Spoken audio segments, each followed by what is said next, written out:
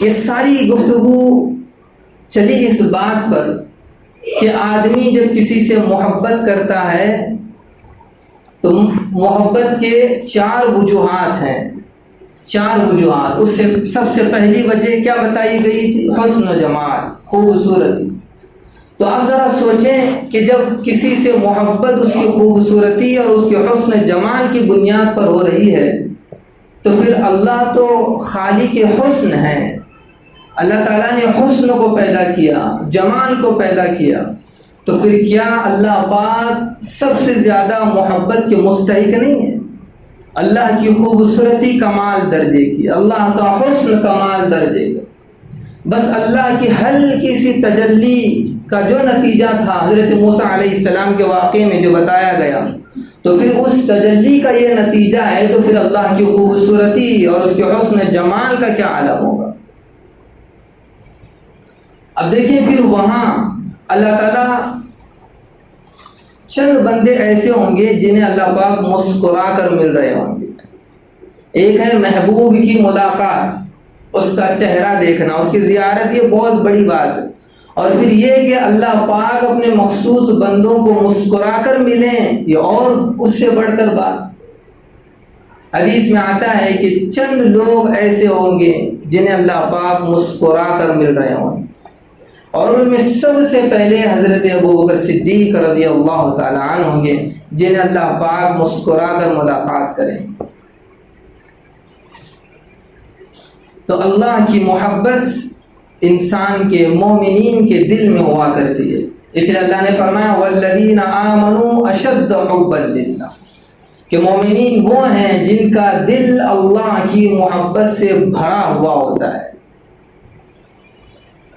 اس لیے اللہ نے فرمایا وَمَا جَعَلَ اللَّهُ لِرَجُلٍ مِّن قَلْبَيْنِ فِي جَوْفِهِ، ہم نے انسان کے سینے میں 2 دل نہیں رکھے کہ ایک دل رحمان کے لیے اور ایک دل شیطان کے لیے، ایک دل اللہ کے لیے اور ایک دل نفس کے لیے، ایک دل اللہ کے لیے اور ایک دل دنیا اور مال و دولت کے لیے، نہ، دل ایک ہے اور بس ایک ہی کے لیے ہے، اور وہ ہے اللہ کے لیے۔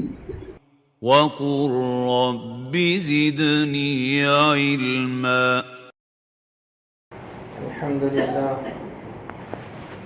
الحمد لله نحمده ونستعينه ونستغفره ونؤمن به ونتوكل عليه ونعوذ بالله من شرور أنفسنا ومن سيئات أعمالنا، من يهده الله فلا مضل له ومن يضلله فلا هادي له، ونشهد أن لا إله إلا الله وحده لا شريك له، ونشهد أن سيدنا ومولانا محمدا عبده ورسوله الذي أرسل بالحق بشيرا ونذيرا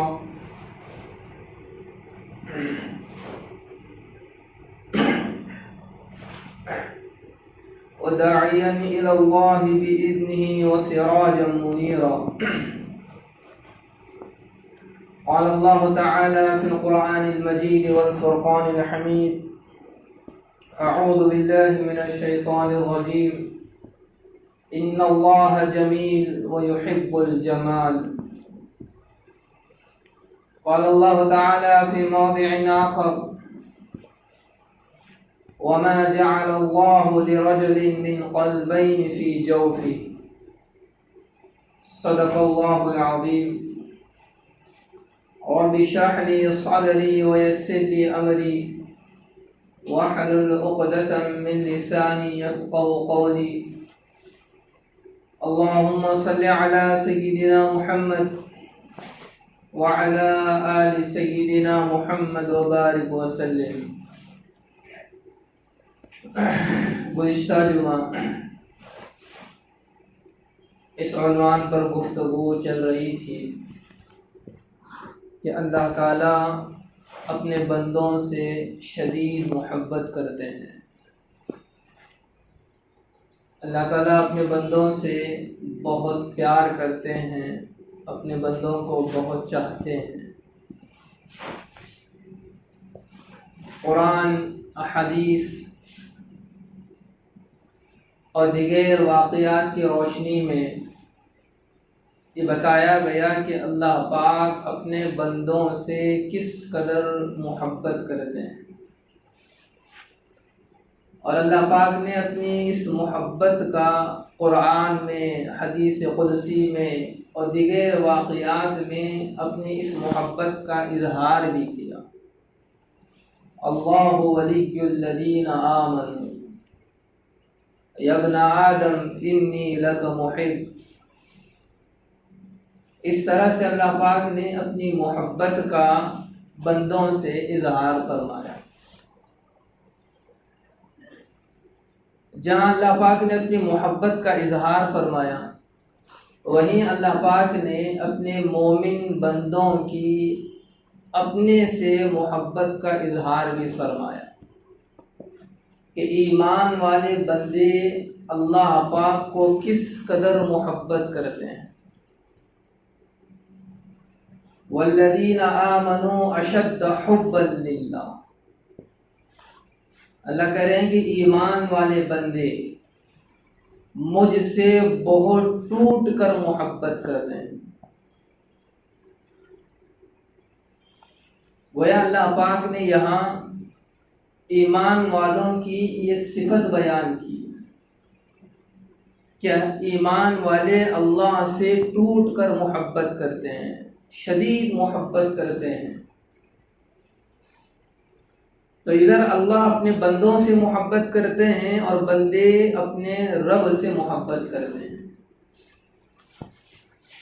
آدمی دنیا میں جب کسی چیز سے محبت کرتا ہے یا کسی ذات سے محبت کرتا ہے تو اس کی محبت کے وجوہات مختلف ہو سکتے ہیں، محبت کے اسباب مختلف ہو سکتے ہیں۔ انسان کسی چیز سے محبت کر رہا ہے تو اس کی وجہ الگ ہو سکتی ہے، کسی شخصیت سے محبت کر رہا ہے تو اس کے الگ اسباب ہو سکتے ہیں۔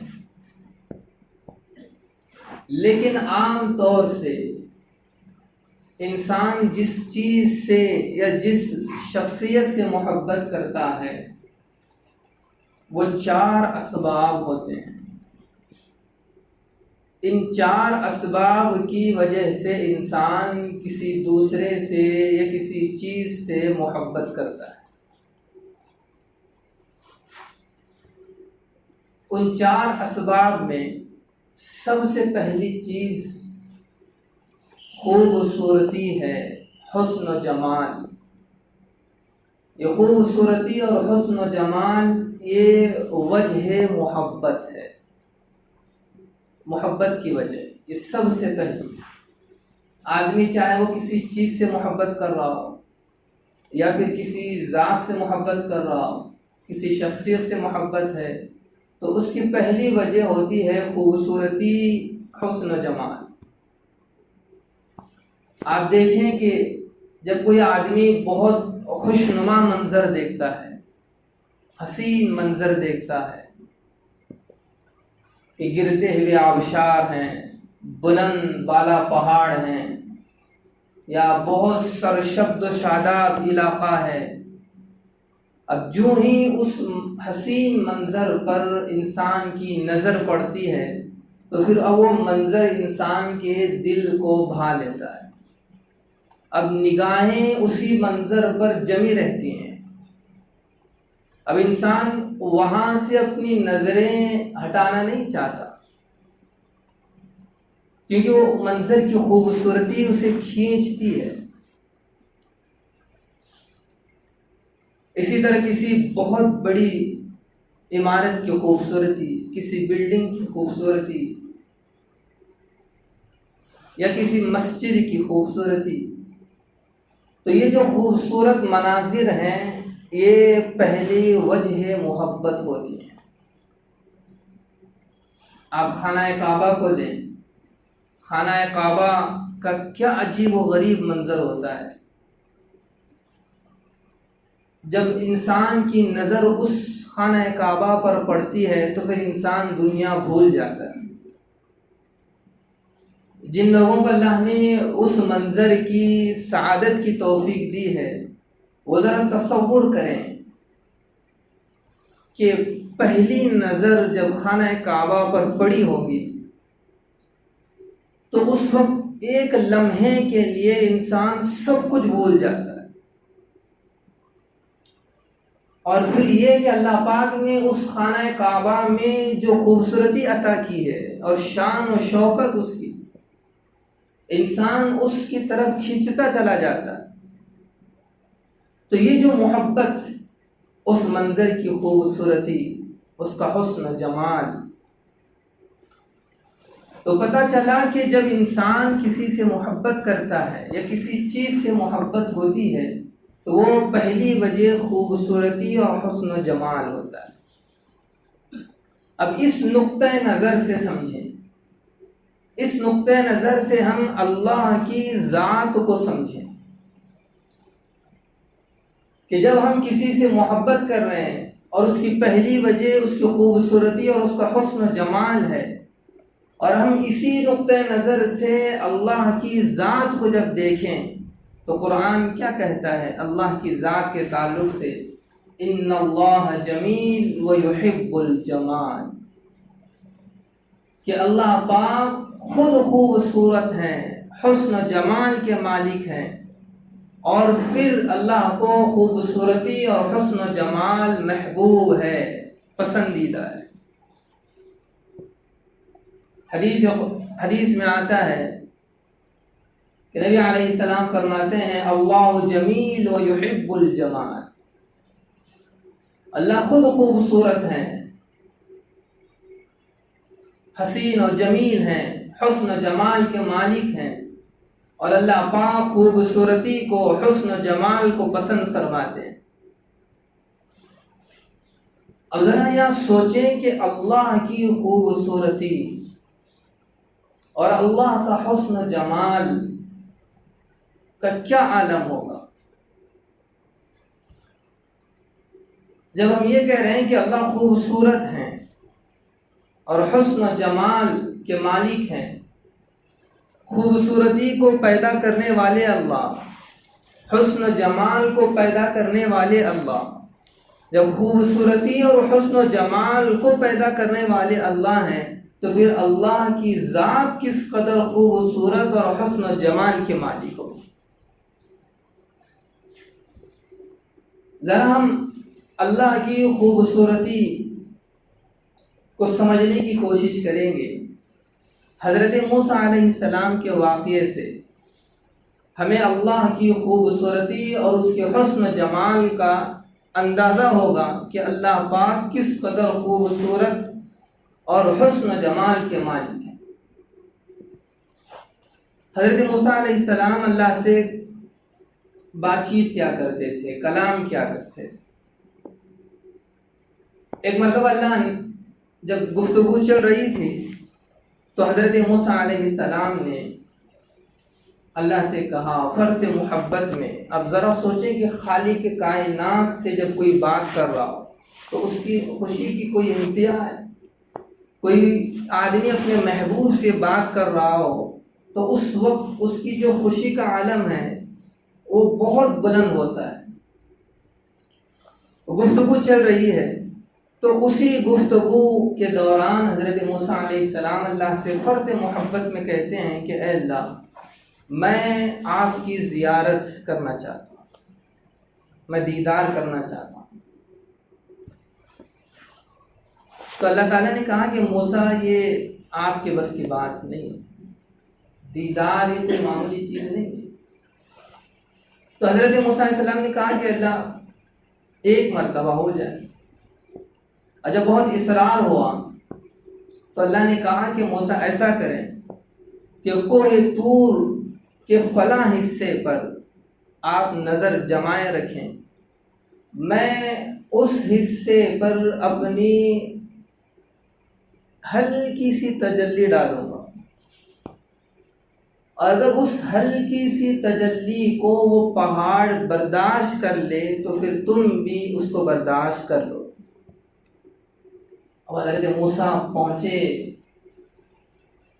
اللہ پاک نے اپنی ہلکی سی تجلی،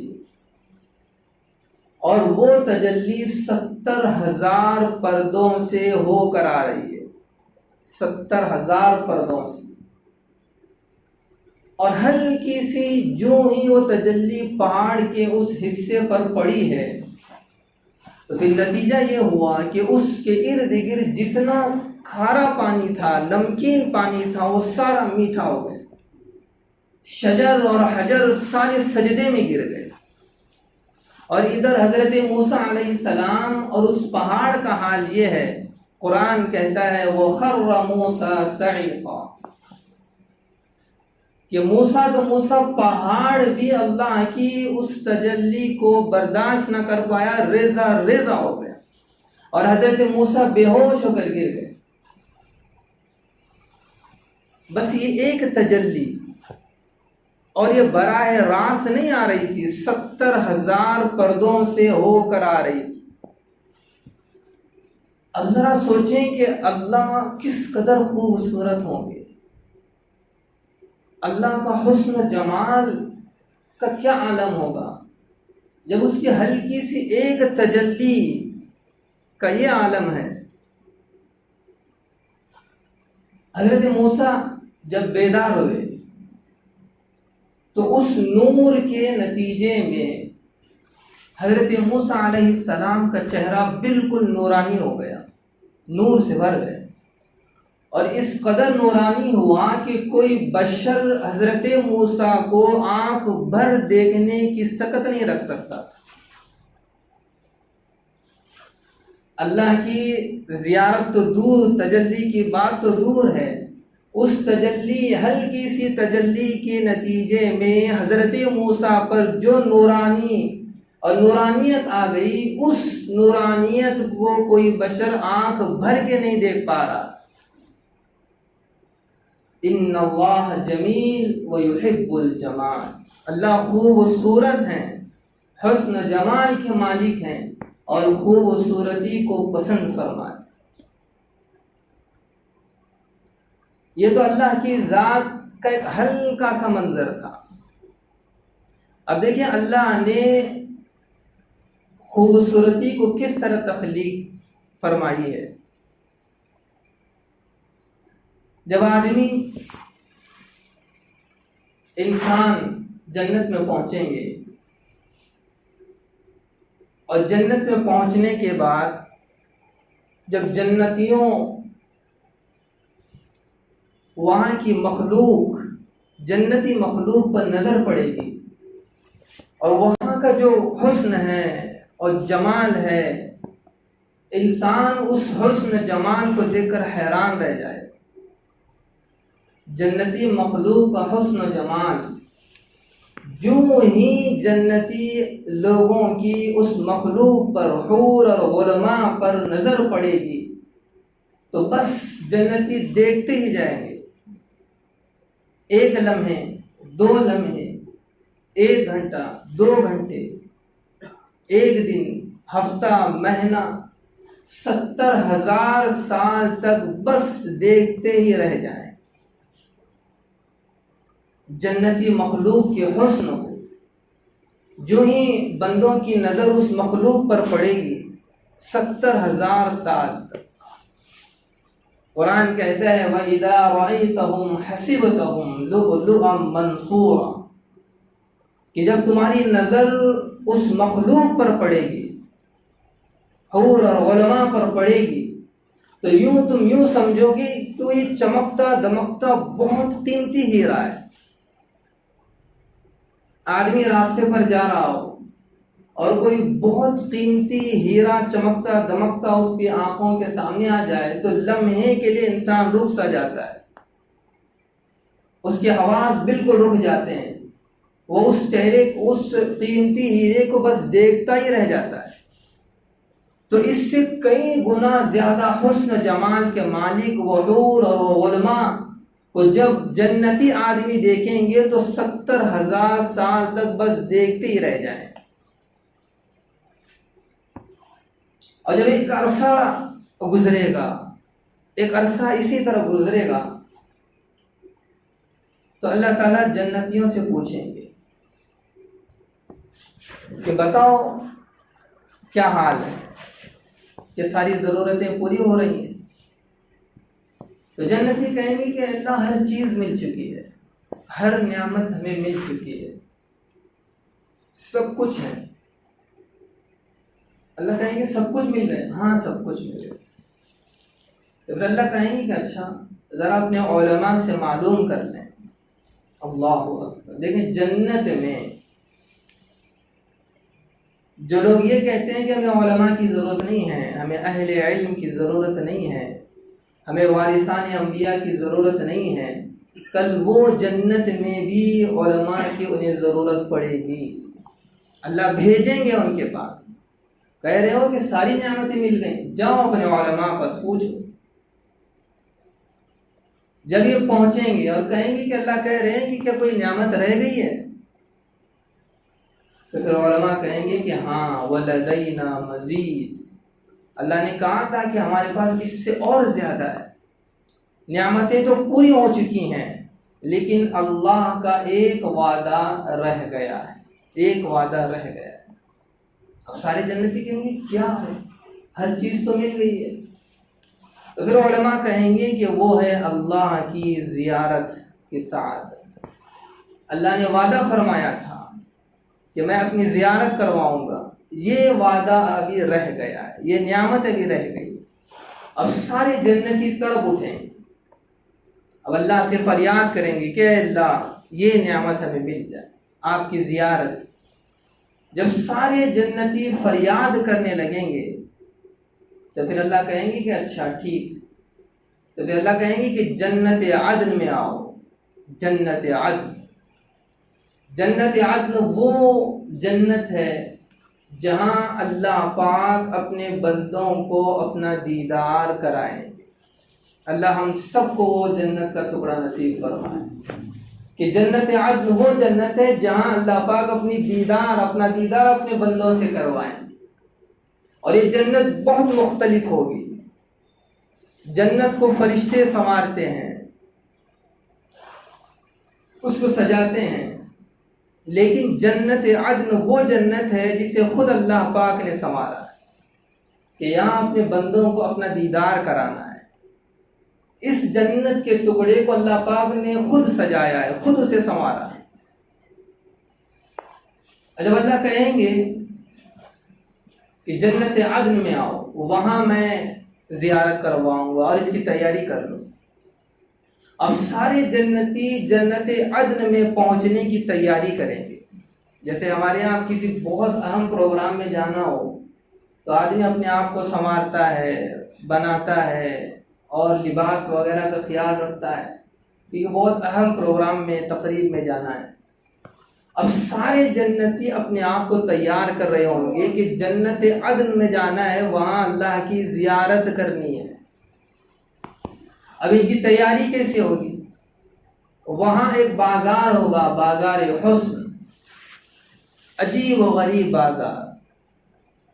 دنیا کے بازار میں ہم چیزیں خریدتے ہیں، لیکن وہ ایسا عجیب و غریب بازار ہوگا کہ وہاں جنتی اپنے شخصیت کو، اپنے چہرے کو، اپنے آنکھ کو، اپنے ناک کو، اپنے ہونٹ کو بنائیں گے، سنواریں۔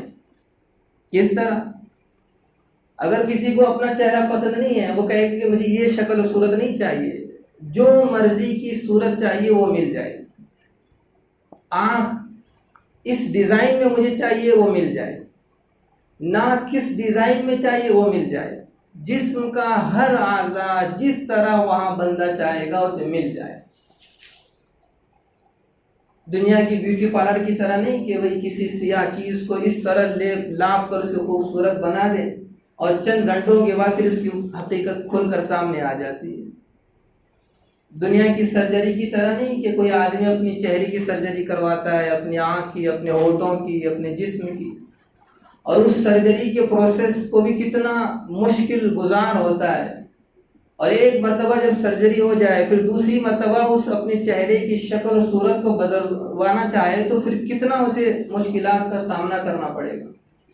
لیکن وہ بازار جنت کا اس طرح ہوگا کہ لمحے بھر میں جس طرح چہرہ چاہے جس طرح آنکھ چاہے وہاں مل جائے. اب دیکھیں ساری جنتی اپنے آپ کو تیار کر کے جنت عدن کو پہنچ جائیں. اب سارے جنتی ہیں اور اللہ کے دیدار کرنے کے لیے آئے ہیں، اور اس عظیم الشان محفل کا آغاز حضرت داؤد علیہ السلام زبور کی تلاوت سے شروع کریں. اللہ پاک نے حضرت داؤد علیہ السلام کو بہت خوبصورت آواز دی رکھی ہے. جب وہ زبور کی تلاوت کرتے آپ کی آواز میں اس قدر چاشنی ہوتی، اس قدر کشش ہوتی اور اس قدر شیریں اور مٹھاس ہوتی کہ بہتا پانی رک جاتا، چڑیاں اور پرندے آپ کے ارد گرد جمع ہو کر بیٹھ جاتے. اس قدر آواز میں کشش اور تاثیر تھی. اب سوچیں کہ اس محفل کا ذرا تصور کریں کہ سارے جنتی بیٹھے ہوئے ہیں اور اللہ کی زیارت کا انتظار کر رہے ہیں، اور اس محفل کا آغاز حضرت داؤد علیہ السلام زبور کی تلاوت سے کر رہے ہیں. کیا مزہ ہوگا، کیا لطف وہاں جنتیوں کو آ رہا ہوگا. اب جب حضرت داؤد علیہ السلام کی تلاوت مکمل ہوگی تو پھر نبی علیہ السلام قرآن مجید کی تلاوت کریں. ذرا سوچیں کہ نبی علیہ السلام تلاوت کر رہے ہیں اور سارے جنتی آپ کی زیارت کر رہے ہیں، آپ کو دیکھ رہے ہیں. اور اس سے بڑھ کر اور نعمت کہ جب نبی علیہ السلام کی تلاوت مکمل ہوگی تو پھر اللہ پاک خود اپنا کلام سورہ یاسین کی تلاوت فرمائے.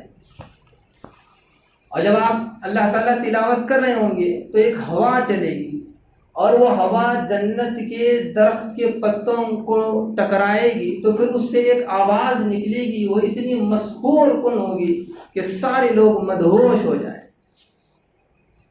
اور تلاوت جب مکمل ہوگی تو پھر اللہ تعالیٰ اپنا دیدار کرائیں گے. وجوہ یومئذ ناظرہ الی ربہا ناظرہ، کہ اس وقت سارے جنتیوں کے چہرے چمکتے دمکتے ہوئے ہوں گے اور وہ اللہ کو دیکھ رہے ہوں گے.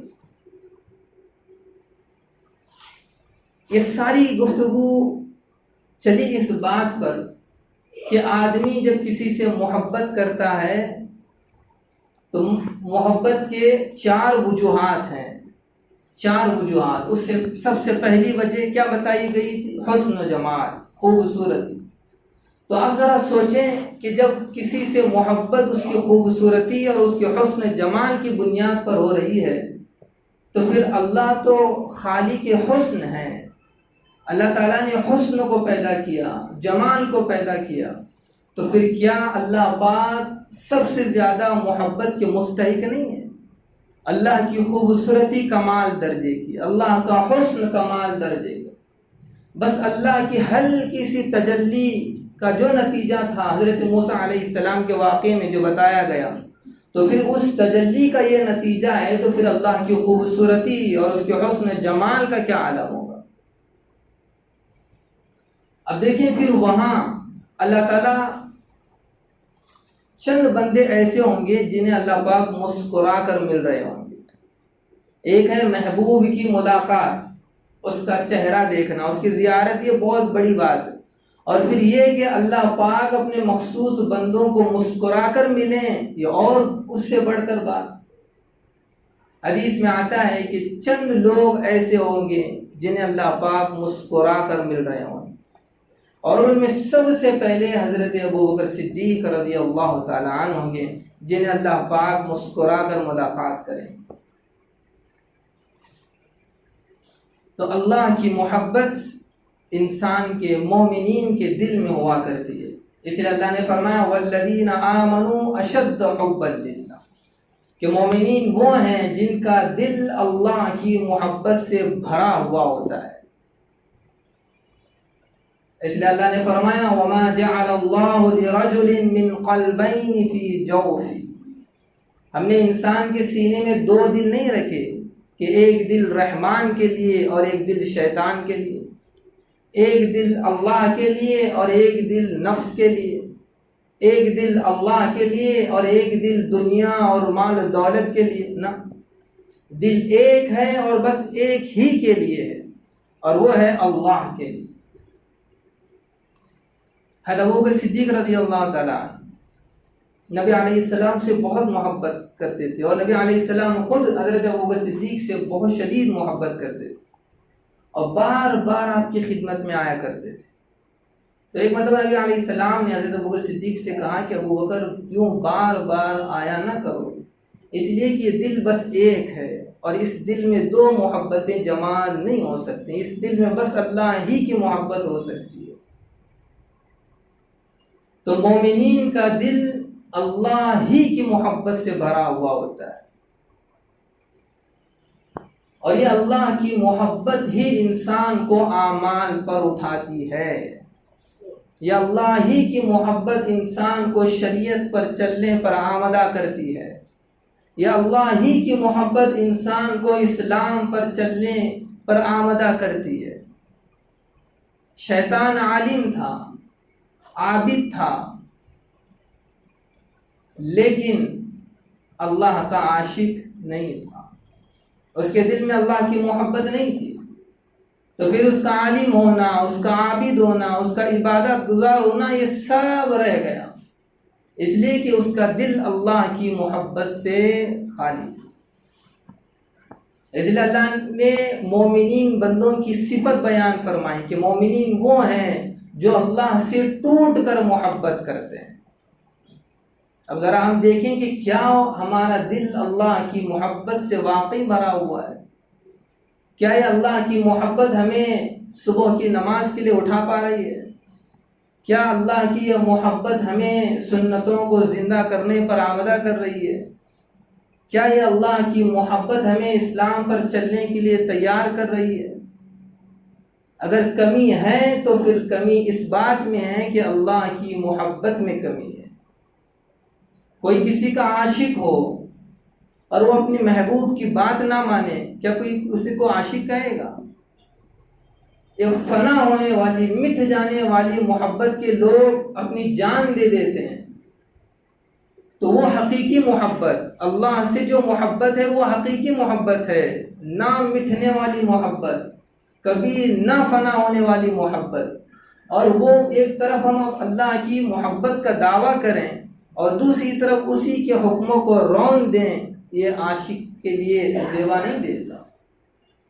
اس لیے اللہ نے فرمایا والذین آمنوا اشد حبا للہ، کہ مومنین وہ ہیں جو اللہ سے ٹوٹ کر محبت کرتے ہیں۔ اور ہم اپنی گریباں میں جھانک کر دیکھیں، اس محبت کا اظہار اسلام پر چلنے پر ہوگا۔ ہم کس قدر شریعت پر چل رہے ہیں، کس قدر ہماری زندگیوں میں اسلام ہے۔ اگر ہماری زندگیوں میں اسلام ہے، سنتیں ہیں، احکامات ہیں، تو پھر یہ اللہ سے محبت کی علامت ہے، اور اگر کمی ہے تو پھر محبت میں کمی ہے۔ اللہ تعالیٰ سے دعا ہے کہ اللہ تعالیٰ ہمیں اللہ سے ٹوٹ کر محبت کرنے کی توفیق عطا فرمائے، ہمارے اس دل میں اللہ کی محبت کو اللہ پاک بھر دیں۔ اللہ تعالیٰ کہنے سننے زیادہ عمل کی توفیق ہمیں عطا فرمائے۔